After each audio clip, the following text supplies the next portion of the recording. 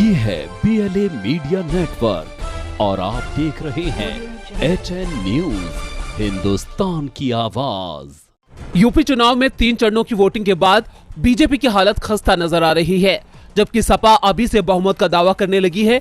ऐसे में बीजेपी को डर लग रहा है कहीं सत्ता उसके हाथ से ना छटक जाए। इसलिए अब बीजेपी ने कुछ ऐसी रणनीति बनाई है जिससे यूपी में बड़ा उलटफेर हो सकता है।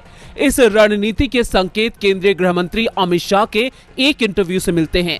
एक टीवी चैनल से हुई बातचीत में अमित शाह ने कहा है कि बीएसपी को यूपी में वोट मिलेंगे और वोट देने वालों में सिर्फ जाटव नहीं बल्कि कई सीटों पर मुस्लिम भी मायावती की पार्टी को वोट देंगे। आप जानते हैं कि बीएसपी को अक्सर बीजेपी की बी टीम कहा जाता है, यानी जनता के सामने भले ही दोनों दल एक दूसरे को कोसते हैं, एक दूसरे पर दोष मढ़ते हैं, लेकिन भीतर ही भीतर वे एक दूसरे का साथ देते हैं। और अब अमित शाह के इस बयान के बाद इस आरोप को बल मिल रहा है कि बीएसपी वाकई बीजेपी की बी टीम है। तभी तो अमित शाह बीएसपी को न केवल प्रासंगिक बता रहे हैं बल्कि ये दावा भी कर रहे हैं कि इस बार मुस्लिम वोट बीएसपी को मिलेगा।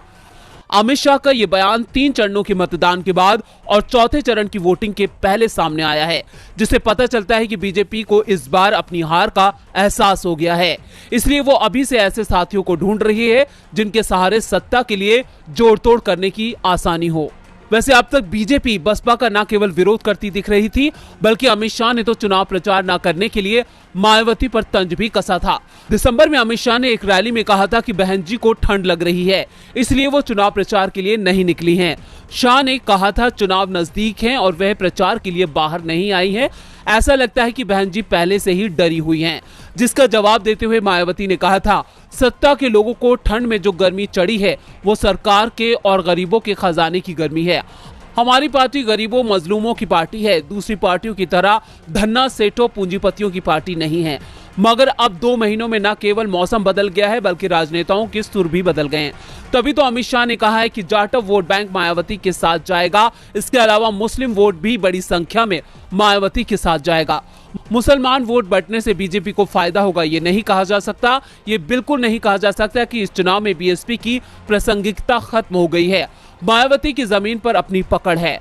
विधानसभा चुनाव के बीच सत्ताधारी बीजेपी का मायावती और उनकी पार्टी बसपा के लिए नरम रुख अख्तियार करना नए समीकरणों के संकेत दे रहा है।